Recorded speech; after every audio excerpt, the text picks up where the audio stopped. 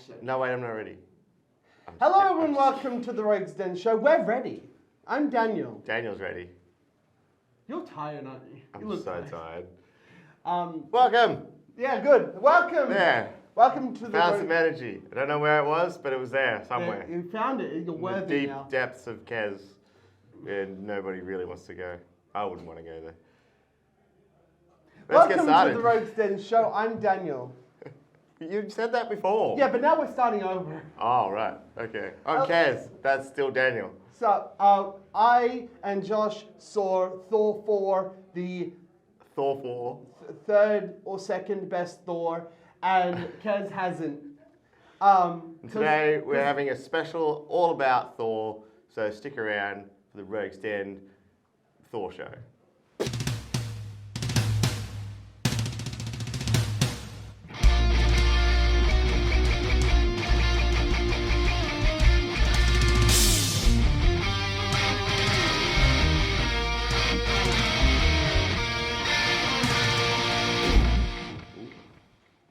So rare.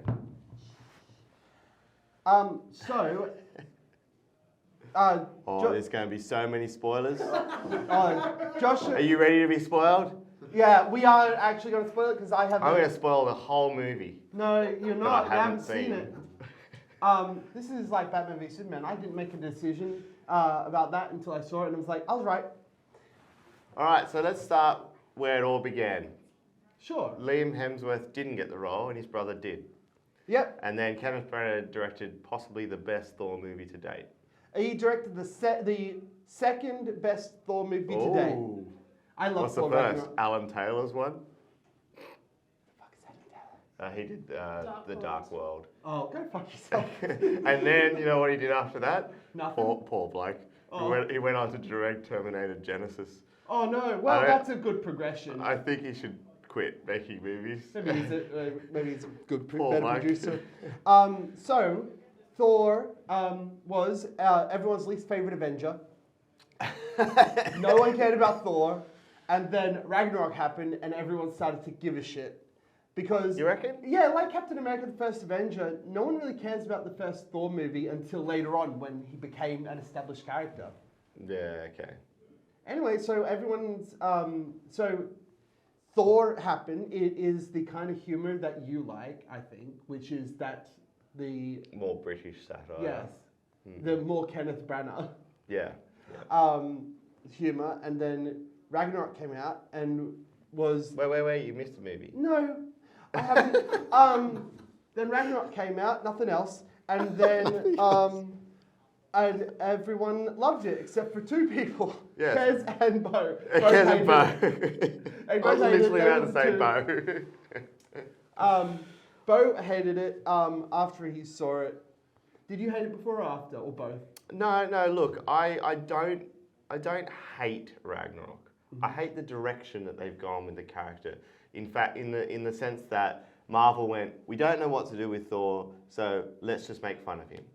I think that, you know what? I went to a toy shop. Turns out I'm right.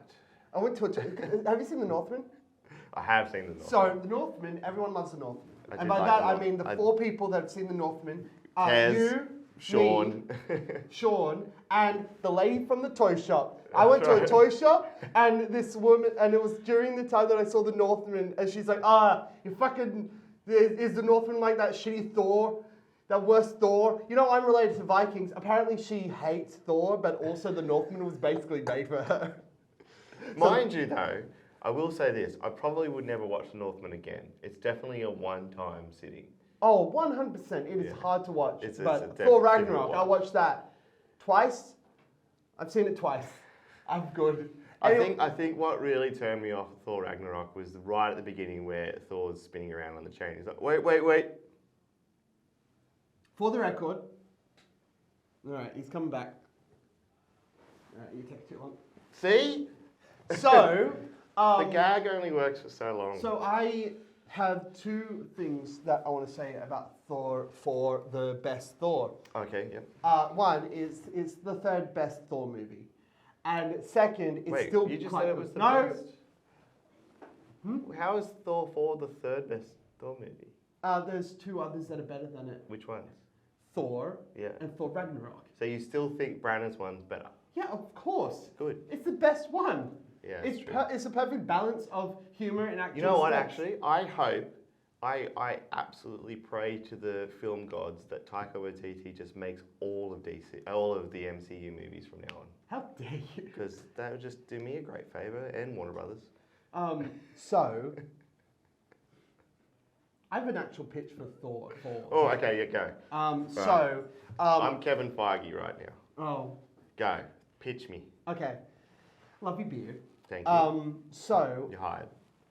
brilliant. So, Thor. You're right? fired. Keep going. You got to come back. I don't like Thor. I'm Kevin Feige. Quick, come on. No, you're still fine. You're alright. Anyway, so my pitch for Thor is it has a problem, and that problem is that Taika Waititi filmed a 4-hour movie and then edited it all to hell. Yeah, and he also deviates from his script quite regularly as well. He barely has a script. So this movie has 3 Thor movies that I really like. Yeah. Which is Jane has cancer. We said spoilers, right? We did say spoilers. Okay, good. Jane has cancer, Yeah. and she gets powers of Thor and she uses it to like hide from her cancer and stop it from happening. But because of that, her cancer's getting worse. Right. That's a brilliant movie. Does she die? Spoilers, yes. So, Wow. well, it's MCU, so she'll probably be back. Yeah, okay. Then you have Chris. We half of our crew on the Roasted Show haven't seen the movie, and they're just cringing at all the spoilers. That guy has seen it. Look at his jumper. Keep going. Anyway, so you have 3 ones that is going. You have Jane dying of cancer, which is a brilliant Thor movie. You have and then she gets powers of Thor. Then you have what's the name of the guy that plays the villain? Christian Bale. No. It's not Christian Bale, is it? It's Christian Bale. Fucking right. Alright, Christian Bale, who plays Thor the God Butcher, the MCU who's in a completely different comedy. He's not in a comedy at all. You have like and I Okay, you know what the and problem then, is with the MCU? And then the third movie, and then the third movie is Thor on his essentially gap year, trying to get over, trying to recover from Thanos and all of that other trauma that he's Fat had. Thor. Yeah. So yes. Go on. Oh, I was going to say the biggest problem with the MCU is they don't have good villains. So once they got past Thanos or building up to Thanos, kind of just is starting to fall apart now. I disagree now, except for one thing that I'm sick of, and we'll explain later. But the pitch for Thor is to pick one of them. I think that you leave God the God Butcher out, and you focus on Jane and her story, and then you have. Not going to happen because I'm Kevin Feige, and Shut I just up. want some more jokes. What if I said I'm worthy? Oh my God, I am actually worthy. That's awesome. Anyway, so so you have Jane with her cancer and her story. Yeah. And that's the thing. So the one of the things that is that I think they did poorly was Jane is just sort of becomes Thor. Right. Like she is. Rather than actually. They break up. Yeah, so they break up. She's not worthy. She is worthy. Oh. Because of reasons. You know why she's worthy? Actually, do you know what? Buff Natalie Portman. That's true. Anyway, do you know why she's worthy? Do you know why? Neither do I. Natalie Portman. You don't need a reason. Yeah, so that's one of the problems I have. I got problems with this movie. I like it though. Fair enough. What about all the cameos? There's about 4 million in there. All of them got cut. Really? Yeah, all of them. There's a couple that stayed. There's you have the actors. So basically, it was just Taika Waititi paying all his mates. And then he cut all. And then he cut them all out of the film. Yeah. Oh, yeah, that's hilarious. There's a few cameos that are there. Actually, a friend of mine worked on the film, and he was there. He was on set for about 12 hours. He said, and at one point, Taika came out and was looking at the script, and then threw it in the air and said, "Who writes this shit?" and then just made it up for the rest of the day. I think that he did that on purpose to be dramatic and funny. I'm also pretty certain that that's just Iker. Yeah.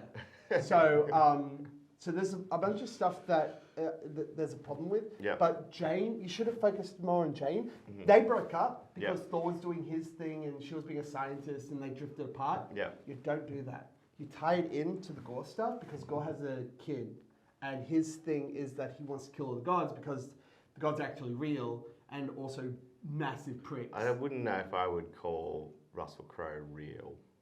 No one's actually real. Also, that entire scene is useless. Yeah, fair enough. Like, this entire thing... It was just so he could get his kid off. That was it. There's a bunch of stuff. But also, I don't... One thing that I really like is, you know how every 2 years, there's an article about a Disney movie that has a gay character in it. Yeah. And then it's like, oh, where they go? Oh, so they're over there? Yeah. You know that one there? Yeah. That one there? Yeah, Okay. that guy right there over the back in the corner that you can't barely see. He's only in the movie for like 2 milliseconds. Yeah. That one. So they didn't do that. Oh. They instead had Valkyrie be a queer character. And instead of having the like one scene where she's kissing this girl's hand and that would be it for like 6 years ago, they're like, no, go fuck yourself. And then they had this like Korg and her talk about her girlfriends, and she just is like, yeah, we're all Vikings and we're warriors, and you have to like not and you got to... And stuff happens and that's the end of the movie and move on to the next movie. No, but the point is that like they have a conversation about all of her girlfriends, and also apparently Korg comes from just a society, an entire species where they're all male, and there's a scene about how he's like, You know what I think, yeah, Dan? my dad and my other I dad. think you really, really like Other Thor. That's apparent. Mm-hmm. You also really, really like Love and Thunder. Not Look, as much as the first film, and not as much as Ragnarok, but you happen to like it. No, I think here's what it is. I really like some aspects of this movie and Thor. I like Right. what they've done with Thor, the character of Thor. Well, I'm going to tap out. Alright. Maybe you should talk more to Josh Vittles 2.0. Ooh, 2.0? Yes. I can't compete with that. Well, you're going to have to. Alright, fair enough. You can be Dan 2.0 Oh, in that segment. hell yeah. Let's do this. Up next, we have Josh Vittles with Imagine That, and he's going to review some more love and some more thunder. Stick around. Hello, welcome to Imagine That with Joshua Vittles. Are you wondering why I'm sitting on the right-hand side? I'm definitely wondering. Well, that's because I've got a special guest with me today. I'm very special. I'm Dan. working. We're gonna be talking about the new Thor Love and Thunder movie that just came out. Hell yeah, we are.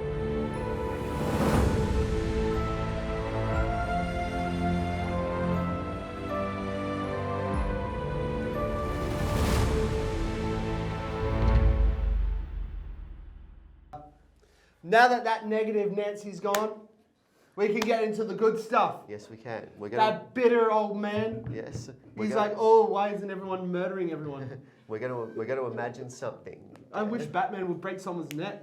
That's We're that guy. gonna imagine something, Dan. What are we imagining? We're gonna imagine something. I'm over here. Hi. You can look at me. You can look at me. Hi. What are we imagining? We're imagining that we've just seen a Marvel movie. We don't need to imagine. That's what the segment is. Well, okay, let's imagine. We've Yeah. seen it. Oh, it's so good. It's everything that Kez loves. Yeah. Well, today we'll continue on from what you did in your segment, Mhm. Dan. I'm gonna do my review on the Thor movie. On the Sure. Thor movie. The movie was filmed almost exclusively in Sydney. Yeah, hell yeah, the tech breaks. Yeah. Did you? I mean, brilliant patriotism. Yeah. Yeah. The movie was filmed entirely in Sydney. Did you see it? Did you see any? Did you feel of a Sydney feel in there? Oh man, when they were fighting on the Sydney Harbour Bridge, that was definitely a thing. Well, they didn't technically.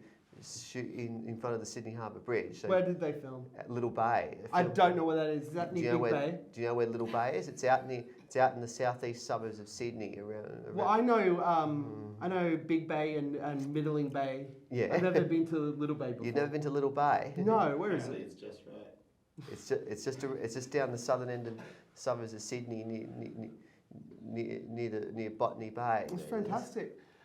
That's where the scene you mentioned earlier was filmed, with Loki and that and Odin. And that was filmed on the hilltop near Little Bay. Was Loki in this? Yes, he was. I don't remember him. There's a lot of cameos. Yeah. Most of them got cut out.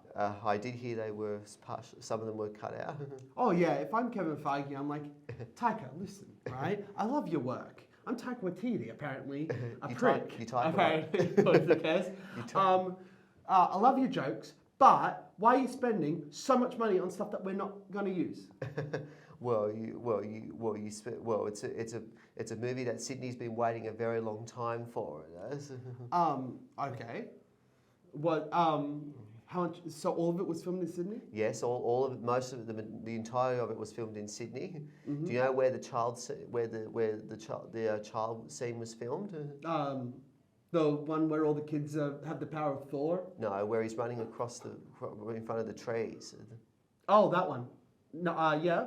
Where? Centennial Park in Oh. Sydney. Yes, it was filmed. That's in Sydney. Yes, it was. Hell yeah! I'm gonna take a stab at the other scene where all the kids are. I'm gonna look at Kez's face. Kez, look at me. All the kids that have the power of Thor. Thor gives these kids a bunch of powers. They all have the power of Thor, and he says specifically, all these children, if they be worthy, temporarily give them the powers of Thor, and he just shoots lightning at them. And then all of them fight all these monsters using Thor powers. And one of them has a toy rabbit that shoots lightning. Oh. Lightning? Yeah. Not all lightning these lightning. across the sky. Kez loves it. Kez loves it. What was your favourite scene? Was it that scene? My favourite scene was the scene shot out at Little Bay on the Is it just coastline. because it's written in Sydney? Come on, man. What's your favourite scene? What scene did you like the most? Oh, I liked the scene where they film out No, I get it. Go Sydney. But about the movie itself, forget Sydney. What's your favourite scene? It's where they fight Zeus. They fight Zeus. Yeah. Yeah, they fight Zeus. Yeah, they fight In Zeus. a great scene that's Where in no Thor- way stupid. I like the scene where Thor defeats Zeus, and you get to see a little bit, and you get to see that new character do on his debut. Yeah, so I think it's Hercules. Zeus' son Hercules is going to be a villain in a future Thor movie. Yeah, potentially. And the reason they do that is because Kez, look at me, Kez. Thor interrupts an orgy that was about to happen, and then throws Zeus's lightning bolt through his chest. Yes, he does. And then he dies, but doesn't really. He doesn't really, no. And also, Gore creates a. Gore is like, if I find eternity, this place that happens, then it'll, then I can make a wish, and I'll wish for all the gods to be dead. Yeah. It's like Thanos again. Well, do you know what the movie is, Dan? What is it? It's predominantly Australian. What? Yeah, so it's. I bet you it was filmed mainly in Sydney. Yeah. Did you see have more of an Australian Nope. feel? I know that one of our good friends and the person that made me this scarf, one of her family members was in this, so that was cool. Yeah. And then he was complaining about it because he's a dickhead. All right. So who played Zeus? Russell Crowe played Zeus. What about the child? That would have been Tristan Hemsworth. He plays the child. That's fair enough. Tristan Hemsworth. Yeah, he plays the does child. Liam Hemsworth play Thor in the play? Yeah. All right, cool. He played Loki. Yeah, he played Loki and Matt Damon. Matt Matt Damon plays Loki, and Yeah. Liam Hemsworth plays Thor. Yeah, And other Thor. who Yeah. did they get to play Hela? Do you know? Melissa McCarthy. Yeah, they got Melissa McCarthy. Mr. McCarthy, the that's it, the yeah. great actor whose main thing is being fat and falling over. I really hate that she's. Natalie Portman plays Jane Foster. Mm-hmm. Do you know who?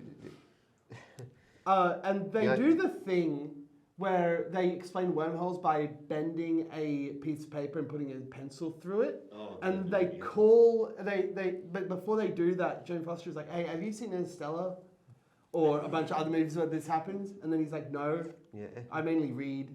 And so he's like, then they did the scene calling out a cliche. All right, does calling out a cliche save the cliche? No. All right, Do you know still who cliche. Do you know who sings the song? One of the songs in Thor. Is it an Australian? Someone from Sydney? No, but Oh. it's a you might hear it. It's a First guess wrong. You've Got a Smile. That song. Oh, that Yeah, song. that song. From- You've got from- a smile. from those guys. Duh, duh. You have the voice of an angel. Yeah. You know who sings that? Guns N' Roses sings that. Yeah. Guns N' Roses. Best Guns N' Roses scene is still from Terminator, where they Is it? play Guns N' Roses when Really? Terminator reveals a gun from a pack of roses. It was brilliant. Yes, it was. So, Jane's finally in this. They finally got her back. She's Yes. mighty Thor, awesome and great. Yes. What do you think of her? Oh, she's doing well since we last saw her in her last movie several years ago. She's doing great, aside from the Yeah. cancer and the dying. Yeah, despite the hiccups along the way. So she gets the powers of Thor. Yes, she and does. She uses them to escape. How does she become worthy? She becomes the new Thor. She Mm-hmm. becomes. There's so she just becomes Thor. That Valkyrie is there, and then they have this thing where Thor is dealing with his ex, and his hammer is jealous. Yeah. And then he's jealous of his axe is jealous of his hammer, and he's like had a thing. It's very weird. The Yes, whole it thing's is. very quite strange. About scenes with Star Wars. They were filmed in the studio. Oh yeah, there's a new studio that all Marvel movies are filmed in now, and now they all look the same. Do they? Yeah, they all look exactly the same. All Star Wars looks the same, and all Yeah. Marvel looks the same because they're filmed in the same studio, Yes, using they the are. same lighting, and like it has no creativity at all. No creativity. You're just copying me now. So, you're wearing a Thor jumper. I assume Yes. you actually loved it, but I did. everyone, look at this guy's shirt. Come on, show us the shirt. My shirt underneath. Yeah. Yeah, we got Fat Thor. Yeah, Fat Thor's under there. We've got a workout montage so that he Yeah. gets into shape. He starts off as Fat I've- Thor and ends as slightly chubby Thor. I've waited nearly 3 long years for this. So it's Oh man, Nearly. nearly 3 long years. brilliant. It's a brilliant movie with absolutely nothing wrong with it. I'll electrify you if I have to. Oh no! I will electrify you. No, run! All right. I'll watch the next Thor movie. You will. You will watch the next Thor. Give it a score out Yeah. of 5 and wrap up. It's a 5 out of 5 for that movie. Ooh. Ooh. I'm going to I give just it an absolutely- I'll electric kid rabbit out of I 5. was just absolutely blown away by that. It was just, it was something long years in the making. you I'm really know. glad that you liked it. And I Yeah. think if we've learned anything else, it's that Kez will hate this movie and it was filmed in Sydney. I've Yeah. been Daniel. I'm Josh. Next time you see me, I'll be talking about. Next time you see me, I'll be talking about Australian about. Next time I'll be talking. Next time I'll be talking about waste services, waste and recycling. Next time you see me. That sounds thrilling. Yeah, and how The only place to put a Thor movie. yeah. and also how what happens happens to your waste once it's picked up from your curbside. Okay. Sounds intriguing. Up next is Isaac. Up next, Up next is is Isaac. with sport. Catch you later, all. Toodles. Toodles! There. Welcome to Isaac Sports. I'm here with Jared, and let's get into it.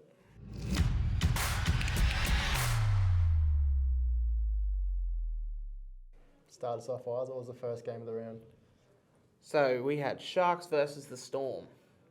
Everyone thought this would be a Storm game for sure, but Sharks somehow come back and just tore them to shreds, all over the park. Like, there's no words to describe how shocked I was at that game. Yeah, I think the impact of Munster being gone definitely affected that loss for sure.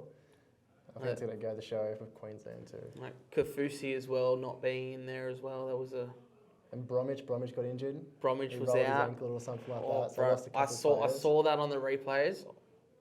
Go watch that replay. It was disgusting. It's like, oh, and yeah. So 28-6 really Final does. score. Final score was 28-6 Sharks way. I was like, there's no way. They've been a bit on like downhill at the moment with the Storm. A couple of losses in a row. So hopefully they can bounce back from that one. Hopefully they can. Yeah. We'll see. Next game we had the Knights and the Rabbitohs. Now this was going to be a tough game, but Rabbitohs just outplayed them all over the park. It was, Knights had a couple of good chances, but Knights had chances. They just wasted them. yeah. They did not capitalise on any chances they had. I think the Bunnies coming off the Eels win definitely pushed them forward a bit more too. Yeah. Plus they had Latrell and Cody Walker pushing that team. Yeah, Latrell definitely made an influence in that game Yeah. for sure. I think without him it would have been a different game entirely. So. Yeah, Latrell literally said, "I'm not playing Origin. I'm focusing on Rabbits." And that was good of him too, I reckon. I reckon it From a was. club perspective, it's really good of him. It was. But yeah, 40-28 was the final score of that game. And next up, we have the Eels and the Tigers. Oh yeah. This was not a one-way show like you'd expect it to be. Tigers hit strong, but the Eels just were too good in the end. Yeah, so I was actually watching the game at the first half, and being an Eels supporter, I turned it off at half time because I think we're down by 12. Come back, we've got 10 minutes left and we're winning, so it's good to see that. See them bounce back, especially when they lost the Tigers last time. So Oh, I mean, you can beat the top teams in the comp, but you lose to the Tigers and the Bulldogs. That's a bit shocking. it's a turnaround for us now. I feel like beating the I Tigers. feel like you feel like that's a turnaround. Oh yeah, pretty inconsistent. Oh Big man, time. you've got low standards. I do. I have very low faith in the Eels right now.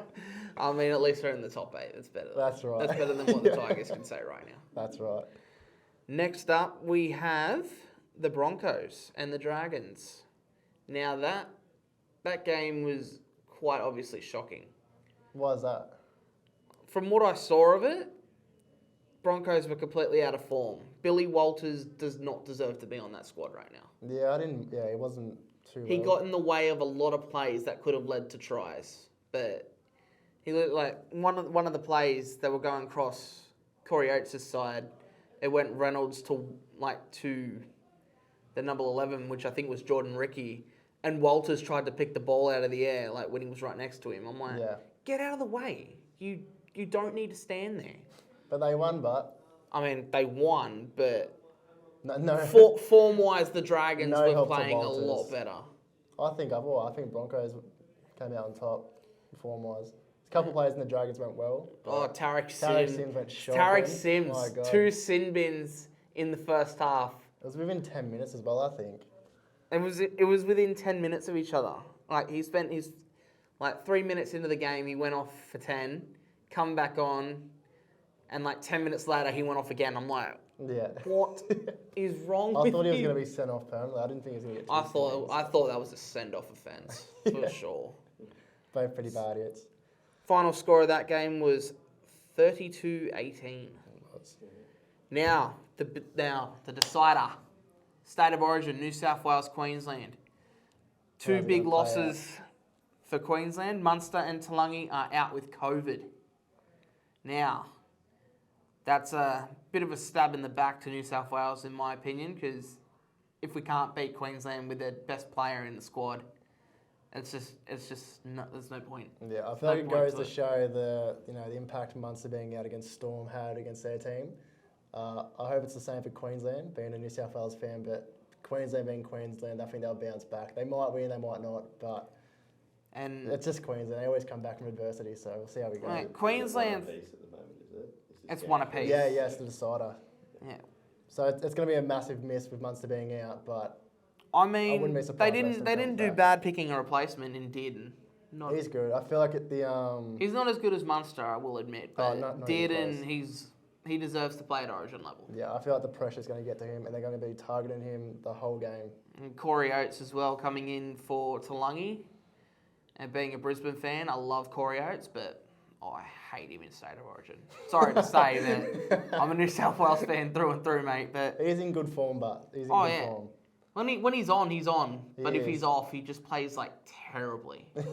And it's good to see he's finally been called up for Origin, like. Because back in the old days when he was still playing for Brisbane, they always brought Boyd, Inglis, Slater and all that up. But they never gave like young guns a chance. Yeah. Now that those main four have retired, it's time to give other players a shot. Yeah, it's all the young guns coming in now. Yeah. All of them. All right, scoreline. What do you reckon the scoreline's going to be? I feel like it's going to be close. I'm going to go 16-12 Blues. 16-12 Blues? Yeah, I feel like it. I'm going to say Queensland are going to win this one 20-18. Oh. Okay, let's see how we go. Alrighty then. Best of luck, Queensland. Best of luck, Queensland. You're going to need it. That's the program. Up next is Rusey with the news.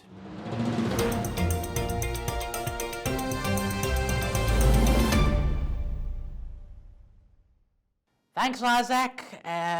Congratulations on your first segment. All the best, Scott. You'll be missed. Hello and welcome to the news. I'm Rusey Komaitai. I hope you've all had a splendid couple of weeks. After a 2-year hiatus due to the COVID-19 pandemic, the 62nd TV Week Logie Awards returned on Saturday, June 19th, 2022 in a glamorous and lavish affair. The celebrities all started arriving after 2 o'clock in the afternoon. Our stars dressed to the nines and strutted the red carpet in style as they spoke to a waiting media. Some of the stars that walked the red carpet included Lego Masters nominee Hamish Blake and his wife Zoe Foster Blake, former The Bachelor star turned actor Tim Robards and his wife Anna Heinrich, former Spice Girl turned The Masked Singer Mel B, Neighbours star Stefan Dennis, comedian and actress Magda Zubanski, as well as Today Show stars Brooke Boney, Carl Stefanovic, Alison Langdon, and many more.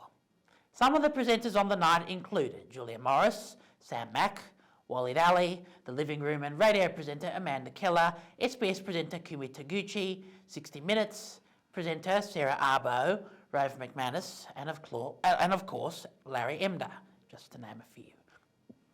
Some of the nominees included Hamish Blake, who was nominated for the Bert Newton Award for Most Popular Presenter, as well as the coveted Gold Logie. Alessandra Ampola and Matt Evans were nominated for the Graham Kennedy Award for Most Popular New Talent. The Newsreader and Home and Away were nominated for Most Popular Drama Program. Hard Quiz was nominated for Most Popular Entertainment Program. Better Homes and Gardens was nominated for the Most Popular Lifestyle Program.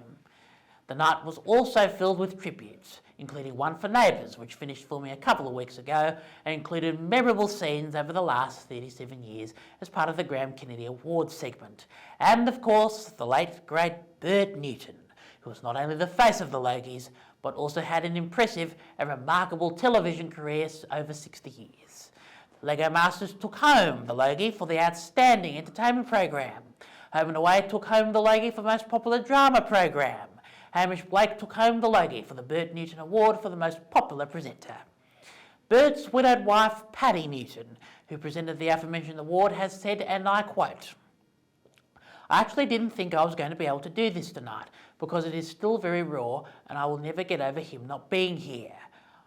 I was only just thinking today if I could just ask him how he feels about this particular award being named in his honour, and I'm absolutely certain that he would have said, 'What? Not the gold then?' He never wanted to be forgotten, so I hope he never is." The Hall of Fame award was awarded to Bruce McAvaney for his 4-decade career as a sports presenter and commentator for Channel 7. Following his win, Bruce McAvaney said, and I quote, "I feel a lot of love, a lot of warmth. I've worked with and have been helped by so many talented people behind and in front of the cameras. I think I'm a sports purist. I love the stats. I've been so grateful to have been there and to tell you all about it. He joins recent Hall of Fame inductees, including Home and Away actress and presenter Noni Hazelhurst, veteran daytime television star Kerry-Ann Kennelly, 60 Minutes, and veteran ABC journalist Kerry O'Brien. The In Memoriam segment was presented by outgoing 7:30 presenter Lee Sales, with a performance provided by Tim Minchin, and included pictures of late celebrities such as broadcaster Clive James, sports star Danny Frawley, and news presenter Brian Henderson. Popular travel program Travel Guides took home the Logie for the most popular lifestyle program. And last but certainly not least, Hamish Blake took home the coveted Gold Logie, defeating Tom Gleeson, who has held the award for the last 3 years. On his win, Hamish Blake said, and I quote, "Ooh, what does this say? Congratulations, you have won the 2022 Gold Logie. As there was no Gold Logie in 2020 or 2021, they jackpotted, and this counts for 3. Oh my gosh. Plus, I actually won one 10 years ago. So to win 4 of these, that is too much. That is a huge honour. My beautiful wife, you don't get to stand up here unless you have amazing people behind you. You're the most amazing of people. Congratulations to all our stars." In other news, to a sadder note now, as radio icon Bob Peters passed away at the age of 62. He died on June 16th following a long battle with illness. It is the second death in the radio world this year after the death of radio icon Peter Harvey, who passed away on June 5th. He was born in 1960 and was originally known as Robert Pisangrilli, before he changed his name to Bob Peters after, during a radio training session, his coach told him that the name Pisangrilli was not going to cut it if he wanted to make a break in the industry. But it paid off, because he went on to start his career as a radio announcer at Central Coast radio station, Triple M 107.7. He went on to work for radio stations ARN, WSFM, New FM 105.3, 2NX, 2UW, 4BK, 2WS and Coast Rock. He then made the transition to television and did voiceover work and promos for the 9 network from 2001 to 2006, before he went on to Fox Sports and Channel 10. Before making the switch to television, as a loyal Rabbitohs fan, he was a ground announcer for their home ground. He also announced the medal presentations for cycling, road and track at the 2000 Sydney Olympics. At age 45, he faced his first major health battle, where he fell ill to polycystic kidneys, a chronic illness that saw his kidneys not working as they used to.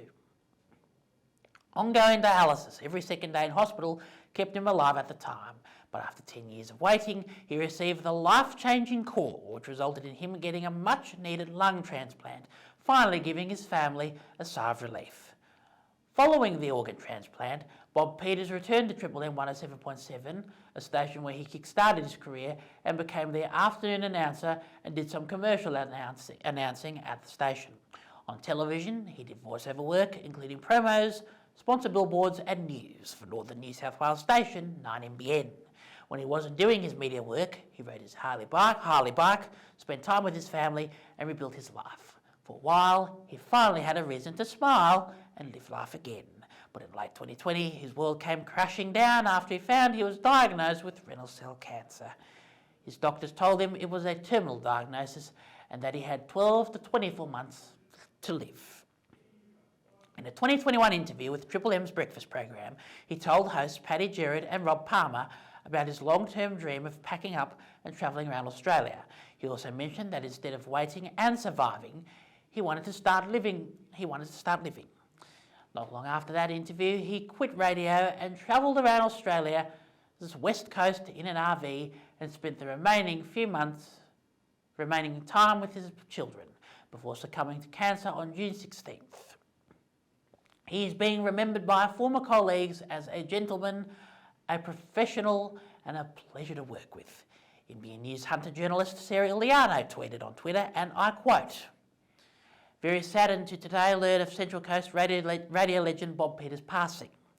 We'll always remember his voice and air guitar in the Triple M Central Coast studios. Valet." His son Jesse also left a tribute message that said, and I quote, "Yesterday we lost the most loving father, brother, nonu and friend. He was a survivor who fought to the very end and is now at peace." He leaves behind his 4 adult children, Jesse, Bianca, Jaden and Ashley. I was very lucky to have worked and have met the great Bob Peters at Triple M Central Coast during my school work experience in 2019. He was a kind gentleman, and what you saw and heard was what you got. My condolences and my thoughts are with his family and all who worked with him at this sad time. Valet Bob. And that was the week it was, or should I say week and a fortnight. Thanks for joining us.